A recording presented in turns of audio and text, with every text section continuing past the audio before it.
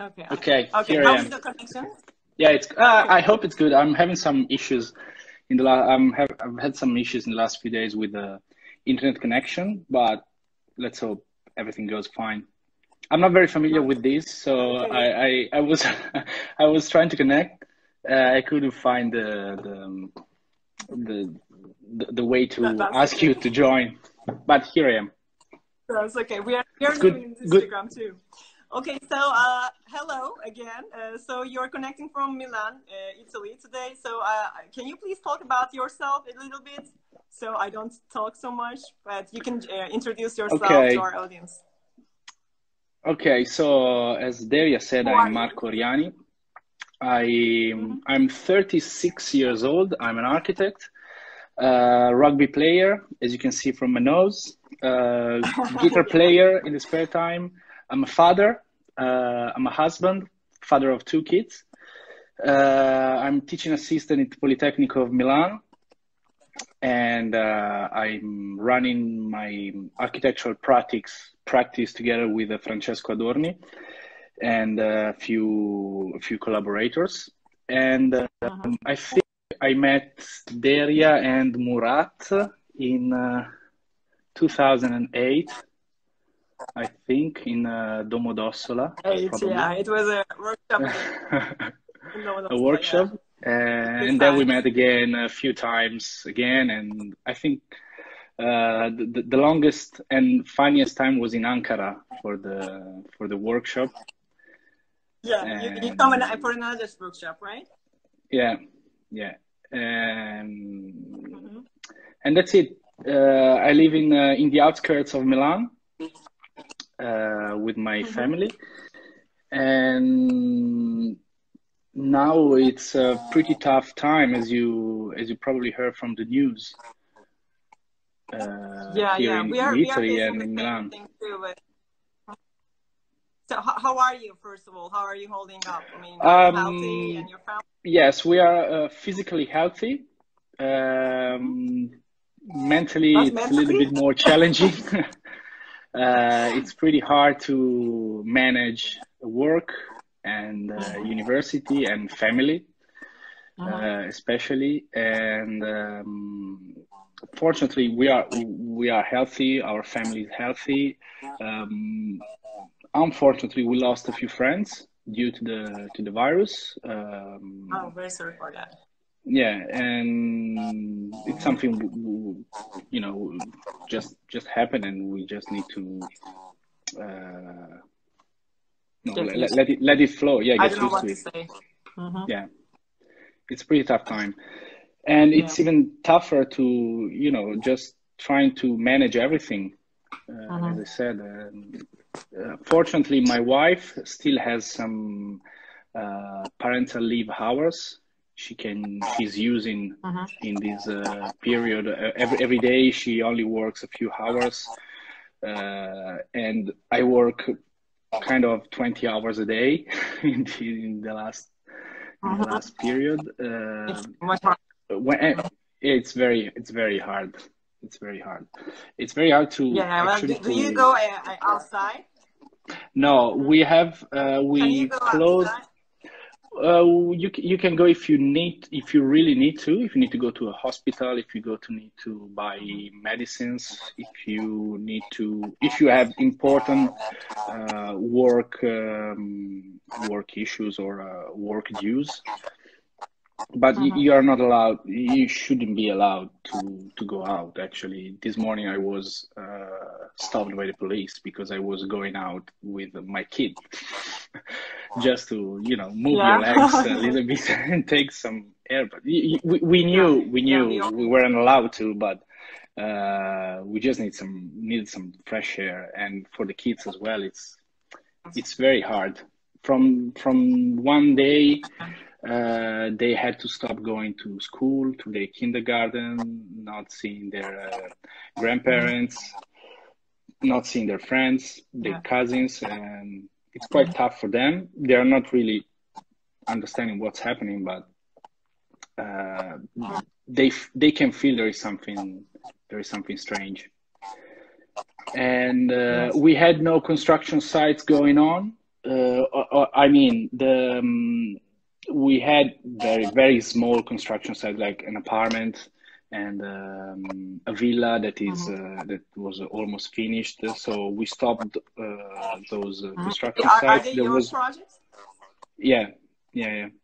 And we had my partner has had another big construction site that was about to restart after a long stop here in Milan because of legal issues and payments and stuff. It was about to restart, which is the extension of student housing here in Milan, and it didn't restart. So we had no big construction sites, fortunately, because we can work on other things, we can work on other projects. So we have money, actually, which is the big issue now. Yes, that's also a bad thing. Yeah. So how is it? Like, how is your architecture practice like affected? Are you getting any new projects, or are you doing some new works? So it's a pretty new practice. I just stopped working for a very big firm 1 year and a half ago, probably. It was Lombardini 22, which is a very big firm here in Italy. And I went back working by myself, sharing the office, sharing the space with this friend, this architect who I worked with before a few years ago. Then we started taking some jobs together, taking some projects together, and now we are the two of us, architects. There is a geometra, we call him in Italy, which is a professional figure. I think it exists only in Italy, Switzerland with different views, and probably in Brazil, which is a non-skilled architect, a very technical professional figure. And we have 4 collaborators, more or less. And there is another architect collaborating with us sometimes. So it's like eight people, more or less. And we have we won a competition before Christmas for the restyling of a office building in Cuneo, in the northwest part of Italy, close to Torino. It's a full refurbishment, retrofit, facade refurbishment, extension. It's a big project. It was supposed to be, the beginning was a 1.6 million euros. Now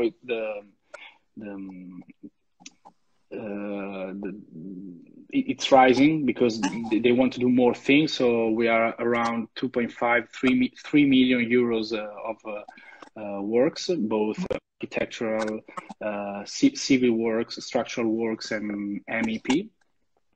And we are working currently on also another project, industrial project, the detailed design of a big industrial project here in Milan, in the north, close to Milan, for a company that produces glass bottles. And it's something like 80 million investment. So we have these 2 projects that keep us alive. They are not in the construction phase yet. So it's still in the design process, and so we are working a lot. Fortunately, nothing stopped for them, and it's a mess in this moment to manage the collaborators, to manage the meetings, the calls, the emails, the telephone. Everything is crazy. Yes, I want to ask you about that. Like, how do you manage this communication? You know, how is communication now? Like, I mean, in terms of architecture, you know, process. Are you working in the same file, let's say, like with your friends? So we have we spent after the lockdown. Francesco and I spent the first we left all of the collaborators home, so it was only the 2 of us in the office. and we spent the first week planning and managing the practice, so that we could have we could let the guys work from home. So we set up the VPN for remote access to the server. We managed the software licenses. We experimented and downloaded a lot of softwares for conference calls, which one project management. We are using all of them. Skype, of course. Yeah, we are using Zoom, Microsoft Teams, Hangouts, and we are using Asana for the project management at the moment, so that since we are not one next to the other, which is very simple, you know, I'm picking up a phone call, and Flavia or Giuseppe, our collaborators, can straight away understand what's happening. But now I just pick a phone call, I stay in the phone call for maybe 2 hours, and then I have to tell everyone what happened in that phone call. So you can both write emails, have another phone call, or we are using this tool which gives tasks to everyone in the team. So we manage to kind of keep everything under control. And we realized that a lot of time is spent talking, only talking, no design. Yeah, we talk a lot. No drawing lines, no Excel files, no AutoCAD drawings, no Revit files. Talking, and writing a lot. It's very time consuming. And so you have a very, very short amount of time to actually produce something. And this is the hardest thing we are experiencing now. We spent a lot of time talking. Yes. You're right. So what do you think, you know, the positive parts of this lockdown? I mean, in architectural, you know, design phase, like, do you feel that, okay, this is going to be a nice thing, I think, okay, or is it going to be a good way to start? Because in Turkey, you know, there were many firms, okay, working in a long distance, but we don't have this opportunity in education, actually. And like in a few days, you know, we just went through this situation, and like all the universities are now doing this distant learning in the project classes and also theoretical classes. So we have facing many difficulties as well. But I think it will be a nice thing to start to this distant education, because we are learning something that it can be done, right? We don't need to be all together or spend so much time in the roads, or, you know, there can be some nice things, nice outcomes. What do you think? There will be nice outcomes for sure, especially for what you just said, for the meetings. No need to have meetings with 10 or 12 people in one room once a week. You spend the time to get out of the office, print emails, print books, print drawings, go to the meeting, start half an hour earlier to get there, arrive there, grab a coffee, chat, and spend another half an hour, and then you get into the meeting, 2 hours of the meeting, because there are 12 people, everyone has to say what they have to say. It could be like half an hour conference call, which is very good. I think that is very good. It could be interesting for university. This distance learning could be a chance for the future, actually, for I don't know, to allow the education to get in places or arrive to people who usually don't have time or don't have the economical capacity to get to university. You know, it could open some new options. maybe I am a little bit out of time or romantic, but I think that for the design process, you need to feel your counterpart. You need to feel the client. You need to maybe sketch with him or just talk face to face. And for university as well, there are some good sides, but I'm experiencing these in this same moment with the remote classrooms in Politecnico. You are talking to a black mirror, and you don't feel if the students are understanding. Yeah, you don't understand if they feel your passion, if they understand what you are talking about, if they understand if you are joking or not.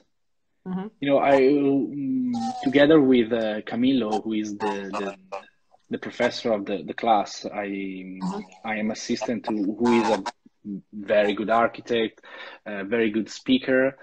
He's the president of Architetti Senza Frontiere, Architects with No Boundaries, and he writes for Casabella, one of the most important magazines for architecture in the world. And he is a very good speaker, and he's very physical. And so I kind of learned from him as well to be physical during the lectures. But with this with this approach, it's impossible. And maybe you can't. Pardon? You don't have gestures.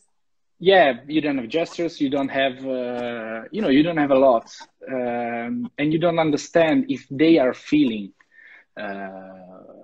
what you are trying to transfer to them. So this is the other side of the coin, and another side of the coin, I think, is that in this moment, the house is like our houses just kind of became a prison.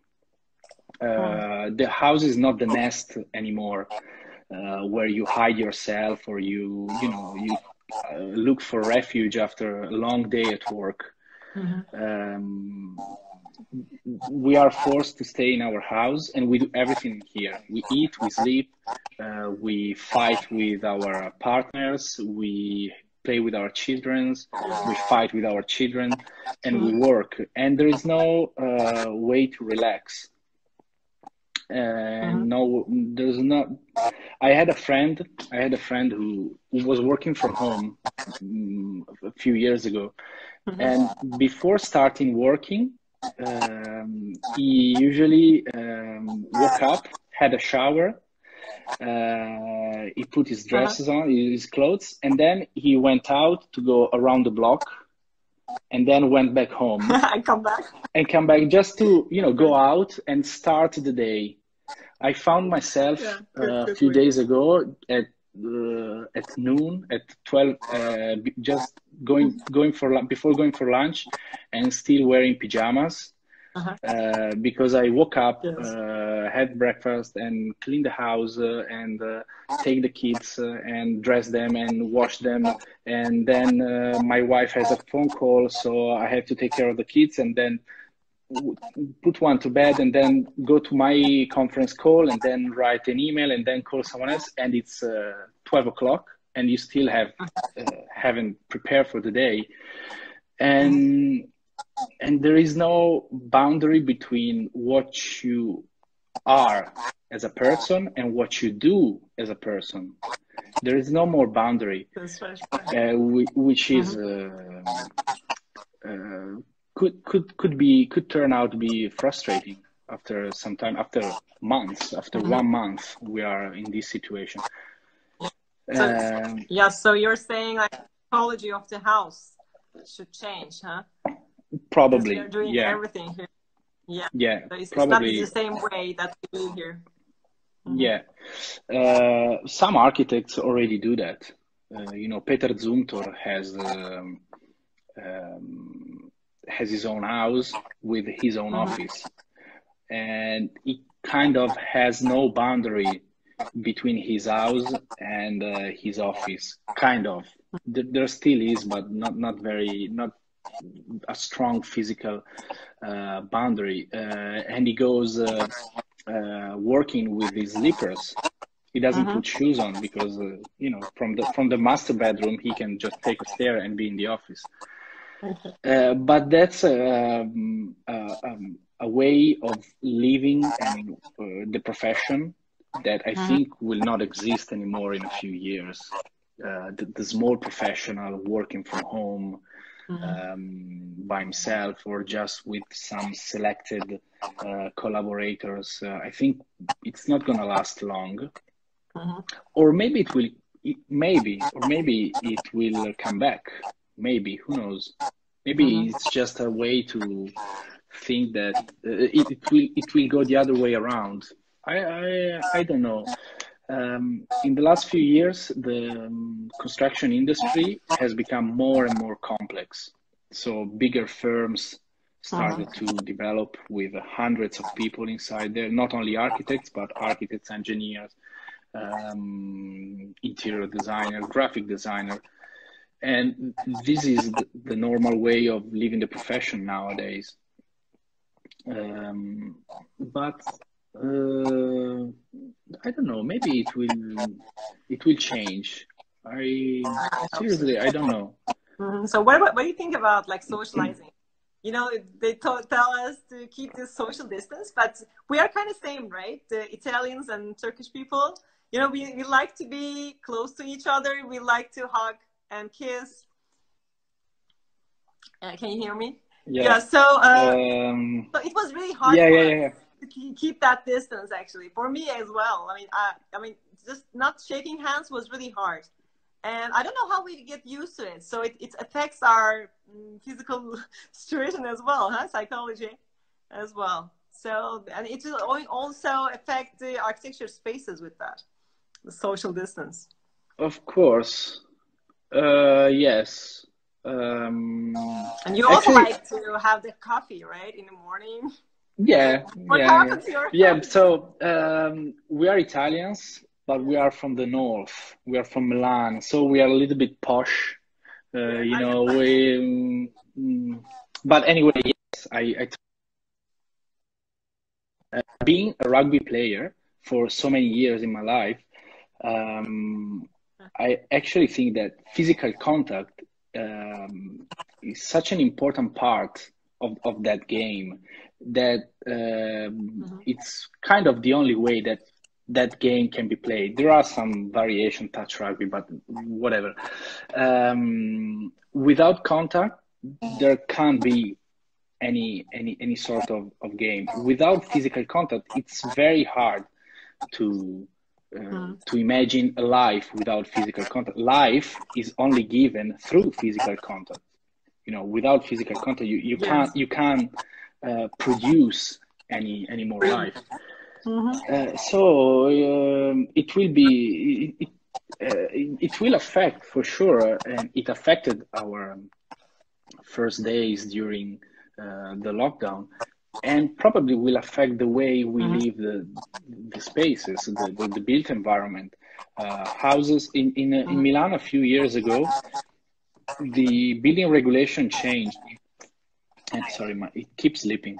The building regulations changed, and the minimum sizes of the room decreased.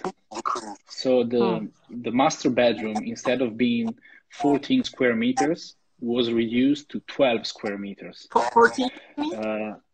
From 14 square meters, reduced to 12. So reduced by 2 square meters. So this is the minimum, huh? This is the minimum. Okay. The minimum. So you have some minimum. Yeah, and it's okay. It's okay. We can build more square meters. We can build maybe a story more for one housing project.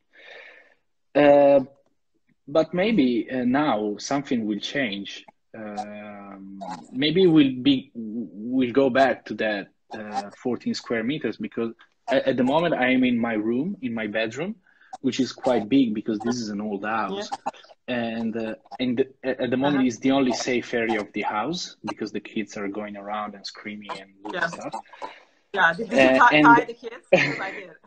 No, there is my wife is there with them. I hope she's still alive. And it's quite a big room, so I managed to have a small table where I can get my conference calls when I have no room in the living room. But for the houses built in the last probably 10 years or something like that, you don't have so much space. And so probably some people will, that were looking for a house maybe in the city, maybe Milan, they will start looking for houses in the outskirts. They will start looking for some lands where to build a house by themselves. No more apartments. So maybe something will change in the way we live our houses.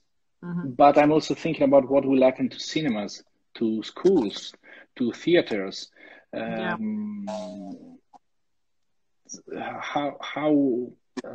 don't know what will happen, but in the last few days in the news, they were talking about having splitting the classes. So in a class of 30 kids, to have class one half in the morning and the other half in the afternoon. Is it for a primary school? For primary school, secondary school, and it's just something that they are talking about for schools in general. So what does it mean for the new schools that will be built? Will we need to build more schools, or will we go through a different timetable during the day? Another theme in the last days about the phase 2 of the lockdown is this revision of the timetable of the day. So not to have everything concentrated. Working the whole day. I'm thinking what will happen to the professors working having classes both in the morning and in the afternoon. Will they be paid for the 2 shifts or not? What's gonna happen? It's something. I think it's more of a social economic issue other than architectural, because architecture can good buildings can be redeveloped. They can, if they are built and designed in a proper way, they will probably be able to resist to the changes. We are here in Turkey and in Milan as well, in Italy as well. We have a lot of buildings that are maybe 100, 200, 300 years old, and we still use them because they were able to go through the different periods of the time, the different needs of the people using them. I hope we built properly in the last 20 years. I don't think we did. Milan, it's a very, it's in a sort of a renaissance in the last. How old is your house now? The house I live in is from the 60s. Wow. From the 60s, yeah. Yeah. And it's still all right. But I'm thinking about everything that has been built in the last 10 years. A lot of, in the last 20 years, a lot of speculation has been done. So I don't, everything has been done more for the money than for the long-term purpose of the actual building. So I think we'll have some, probably we'll go back to the older buildings, probably. Yeah, that can work.